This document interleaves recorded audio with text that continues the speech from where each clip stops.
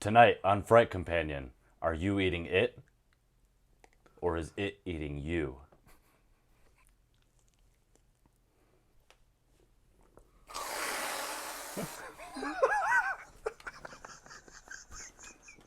Weird and pissed off, whatever it is.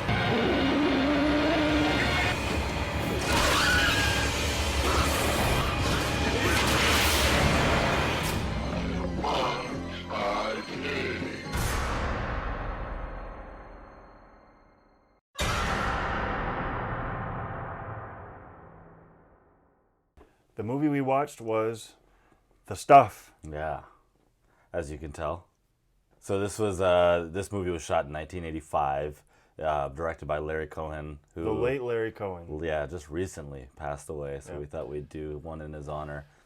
The budget was 1.7 million, which I guess in that time frame wasn't that much even. So we never saw like what the box office turned out to be. Yeah. The revenue was just never disclosed. If you're an expert on The Stuff's box office, please Yes. comment here. This is the center of Stuff box office discussion. Yes. If you want to throw away all that money, go right ahead. According to stories about this movie, Larry Cohen had to cut quite a bit out of this. I think he cut like half an hour out of this movie. And it's really apparent if you're looking for it. Yeah. A lot of the lines from the actors, as soon as they finish the sentence, it's like, as soon as the period is on that script page, as soon as they hit that period, it cuts immediately. Right away. There's a lot of people who really work here at the factory. Maybe even you, Mr. Gazzy. But even I guess he said something about there was supposed to be like a romantic development that never happened. There was so much. Doc, would you see Miss Kendall home, please? What? What? The movie opens with a guy working in like a refinery or something in Alaska, and he's walking. He walked out to take a piss or something, Yeah, I and guess he so. sees in the ground like bubbling white stuff coming out of the ground, and he's like, well, "What's that? What's that?" And he tastes it Immediately. He's like, "Oh." Yeah. Like you said, it hard cuts right from that to Jason in his home. Jason's one of the protagonists in this movie. His family has bought into the stuff a little bit. He wakes up in the middle of the night. He says, "Oh, these things are eating me alive." And he shuts his window. Yep. And that's what wakes him up. Yeah, so he runs down to get like a drink or something to eat, and he notices that the fluff is kind of moving in the fridge. But he was immediately flanked by his dad, who came out of nowhere and was just a complete asshole to him. You listen to me, young man. You get your butt back upstairs to bed. You understand? Don't ever pull this on me again. Now move. Jesus. So we're introduced to Michael Moriarty's character, Mo. And he keeps saying, they call me Mo because no matter what I get, I want some Mo. I want some Mo. Yeah. No one is as dumb as I appear to be.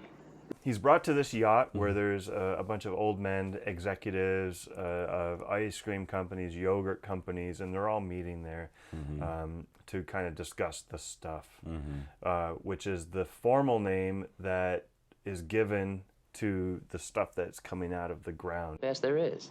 And it's men like Mo Rutherford that help us stay in business. Meet us in the Maritime conference room. Where's that? It's on the fucking bay. Rent a boat. Michael Moriarty is brought to the yacht. He's a complete smartass. You never know if he's an idiot or if he knows what he's talking about. He seems to always have the upper hand, but you don't know why. Yeah. 'Cause he doesn't really do any smart things. He's just extremely lucky. When you talk to the FBI, would you tell them this for me? Thanks for the job, gentlemen. Is that our hero? But it cuts to Jason back with his family having breakfast, and we notice that the whole family is now eating stuff. And they try to get Jason to eat it, and his mom tries to feed him it, and he bitch slaps it like right out of her hand and slaps it into a wall. So then he leaves the house and he takes a detour to a grocery store. Yes. And goes on a full-on rampage. He goes so hard on this grocery store and like destroys everything. Runs right down the aisle, knocking everything over. He breaks a freezer door, which is apparently just sugar glass. sugar glass. He like takes out a whole bunch. It's all over the floor, and Yeah. people are like, instead of running away, people are like running up to They're eat starting it. to eat it. And so you can kind of tell like it's something's fucked up about it. And I'm gonna do that the next time somebody drops a jar of pickles in Hannaford. I'm gonna run and just start eating it. dirty pickles off the floor. Yeah. Well, it's free. Yeah, that's true. On Moe's quest to figure out what is in the stuff and what the deal is behind the scenes, he travels to like a studio where they're filming a stuff commercial, and he meets up with Andrea Marcovici, who plays Nicole. She's at the head of the advertising for the stuff, and she's been very successful because it's starting to really grip American society. Moe is such a smooth talker. He takes like no convincing. Yeah. He could talk the pants off an Eskimo. Is that how it goes? You could sell ice to an Eskimo. Oh. I think is what you were going for. Anyway, he takes like one.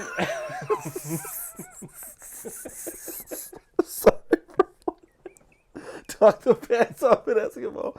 Oh my god. So this is the first time we kind of get a glimpse of Moe's silver tongue in the yacht, because he talks to those guys and he's giving them a bunch of money. Yeah. He goes to this ad agency. He talks to the lady in charge of the ad campaign for this stuff, and she immediately buys into it and starts following Moe around. Yeah. Like, who is he? Yeah. Where are you staying? Sherry, Netherlands? Do they have room service at the Sherry Netherland? It's kind of forward of her. She asked him if there was room service there. Yeah. Do they deliver condoms? Well, and he alludes to her that he's like, I'm an executive that's gonna buy your That's company, right. and I'm gonna make you like the president. So he So pretty she's- much just lies to her. Yeah, Moe goes into town. What is happening in this town? Why are these people, why is it so empty? Why are these people supposed to live here and no one's around? Moe sees a car and he talks to the gas station. He's like, you ever seen that car? You recognize that car down there? So Moe goes over to the car and this dude jumps over the car and tackles him. Yeah. And he's like in a Tommy Bahama shirt with like a hat. It's Garrett Morris, who is a Saturday Night Live alumni. It needs to be said that Garrett Morris's character, Chocolate Chip Charlie, says throughout the movie that his fists are lethal weapons. Yeah. I hope you got a gun on you, Charlie. How many times must I tell you my hands are lethal weapon? But Moe takes him out Yeah, right away. immediately. He's like, oh, you're Chocolate Chip Charlie. It's That's right my away. favorite line in the whole movie. Yes.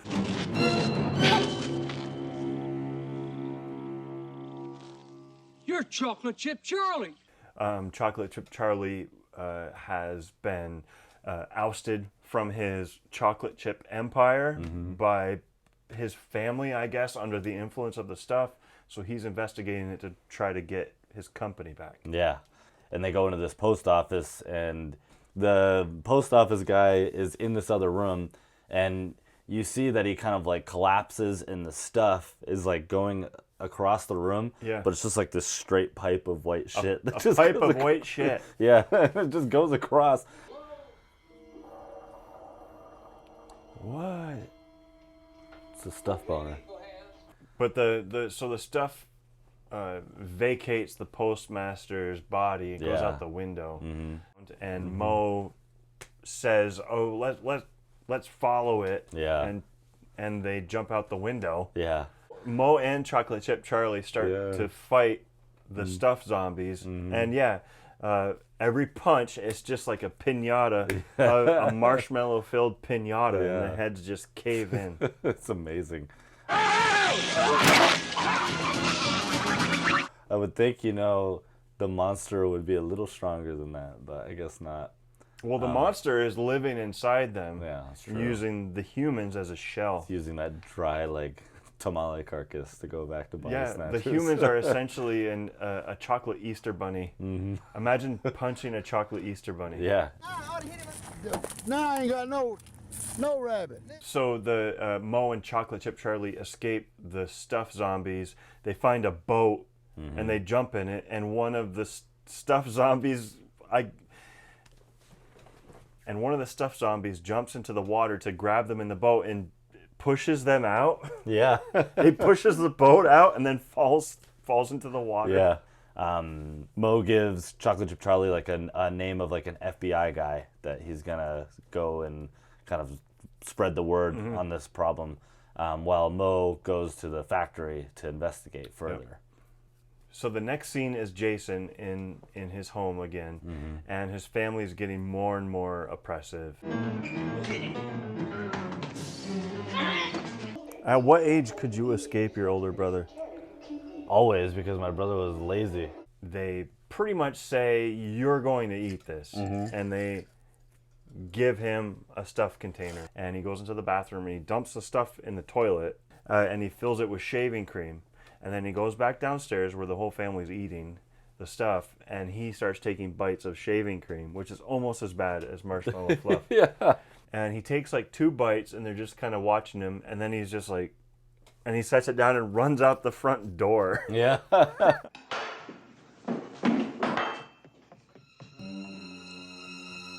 And then Mo fucking comes out of nowhere. Yep. And he's like, I saw it move too. Get in. Yep. And he's just like, okay. And just fucking gets in the car and they take off. And the family has so much energy, they chase him for like 3 miles. It's like the T-1000. Yeah, exactly. Chasing Yeah. the car. Once they escape the family, they fly to Midland, Georgia, which is where the main factory is, like where all these people that were living in this one town are now living. And so Mo and Nicole are in bed later. The stuff essentially attacks them, jumps on their face. Mo has his boots on in bed, because why wouldn't you? Yeah, exactly. He never takes his boots off. She's like, fuck it, I'm out. He's wearing his boots in bed? Why is he wearing his boots in bed? They burn the stuff off of them, and some lackey runs in to attack, and the lackey gets caught by the stuff and gets pushed up the wall and up into the ceiling, and it's a really awesome effect. So after the hotel scene, they escape and they go to like this. They go deeper into the plant where there's like the marsh where this stuff is being like developed. It's like a quarry. Yeah, exactly. Mo tells Nicole just to lay low, stay by the truck. I'm gonna go and investigate further. And he puts on like a yellow hazmat suit. Yeah. And he puts on like these house arrest anklets. Yes. That are like, Yeah, they have cameras on them. Well, it's C4. Yeah. They're plastique, Oh, but he that's puts them right. on like house arrest anklets. It's so yeah. ridiculous. So Mo goes about the quarry setting his plastique ankle Yes. bracelets. And he sets off the explosives. C4, baby. His ankle bracelet bombs? His parole bombs. Parole bombs. Mo has a contact in the army. He has blackmailed him before, or at least done some kind of espionage with this guy. Mo drives Jason and Nicole to, I guess it's an army base. It never really says if it's exactly the army or a militia. Yeah. And they find Paul Sorvino, who is a colonel. Paul Sorvino instantly starts hitting on Nicole, Yeah. and moving in on her. Like straight up groping her too. And after this mission, you can reward me in a suitable fashion. Oh, Colonel, I think you're moving in on... What? Damn. Paul Sorvino wastes no time. He organizes his army guys or militia. It's not really clear. They all have Tommy guns, Yeah. which have not been standard issue in the army since 1970. Every gun in this movie is like 1920s issue weapons. Yes. It's crazy. Yes, and they decide to raid the stuff compound. Yep. Paul Sorvino and his army guys all come out of the woodwork somehow and start just blasting people with Tommy guns. It needs to be said that Mo is still wearing his yellow jumpsuit, Yeah. which is what all of the stuff employees are wearing. Yeah. He's going into a full-fledged ground war, Firefight, yeah. wearing the uniform of the enemy. Nicole and Jason try to escape the factory, and they get trapped in a room, and the stuff is flooding the room, and they just keep jumping into these giant bread pans Yeah. to try and get away from it. Yeah. It's a very thrilling chase. They're like gingerly stepping into each one instead of just like trying to vault over them. They burst out of one of the back doors of the factory with the stuff like Yeah. blowing out behind them.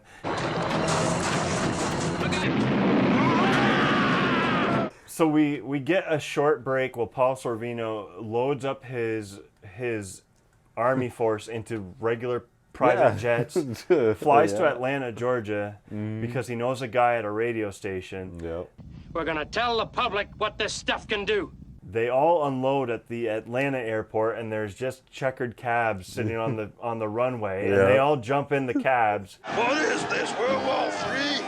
Just get us to 4th and Main right away. No more of your liberal remarks. And the cabs take them to the radio station. From a They're private- carrying Tommy guns. From a private jet to a cab. Pay the drivers. Issue a 10% tip. Get a cash receipt. They jump out of the cabs and they storm this radio station office. Yeah. And then Chocolate Chip Charlie makes a appearance, and he's like, I'm going to help bring this down. I want to say my piece as well. They go into the broadcast area to kind of start their recording and like rehearse. And you can kind of tell something's off with Charlie. Right. He seemed cool, but then like all of a sudden, like Yeah. just his mannerisms and everything was starting to change.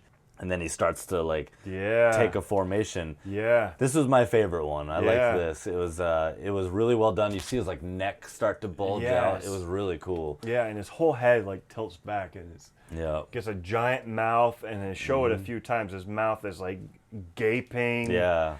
Good thing Mo was there Exactly. to save the day. Of course. Again. Again. Yeah.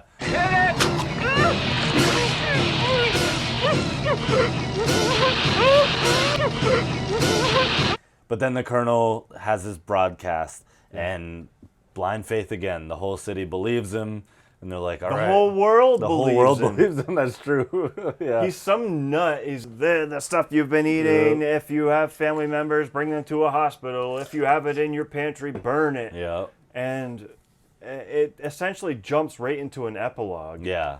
with Nicole, With Nicole as the narrator. as the yeah. narrator, and it just shows America burning piles of the stuff.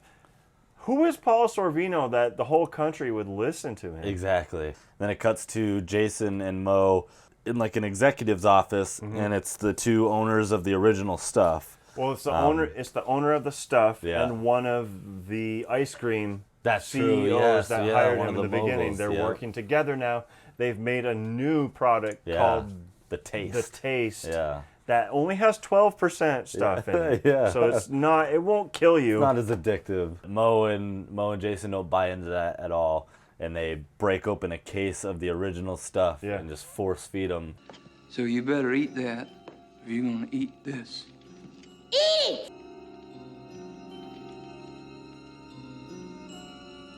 And then it cuts to a black market transaction of the Yes. original stuff being sold in an alleyway. Yep.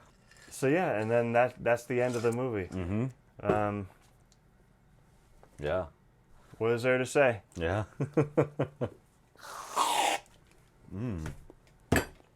So what would you say your favorite scene in the movie is?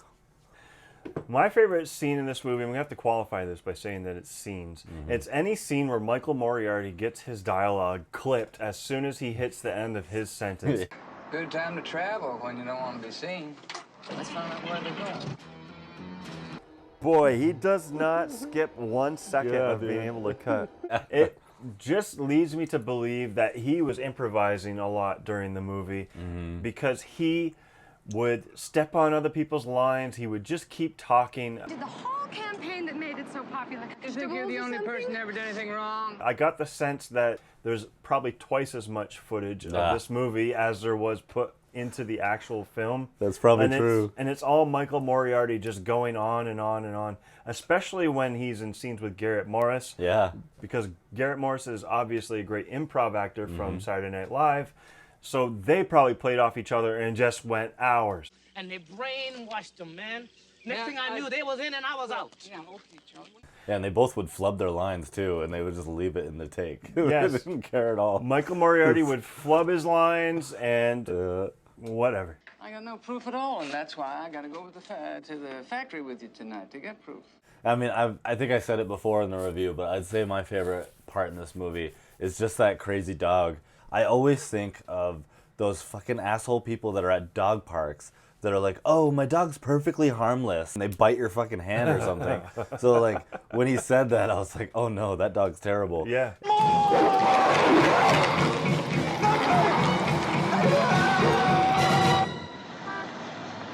There was a lot to love about this movie. I really like this movie. Yeah.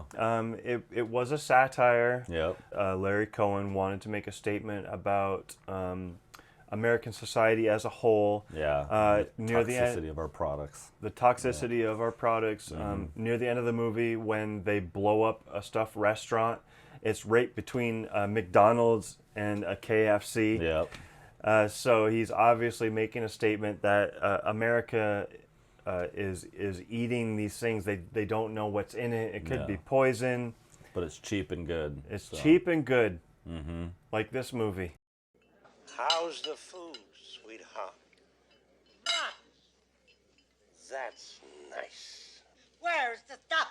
Where's the stuff? It's the where's the beef lady. Yeah, dude. That's great. We really enjoyed the stuff. A great example of 80s satire horror.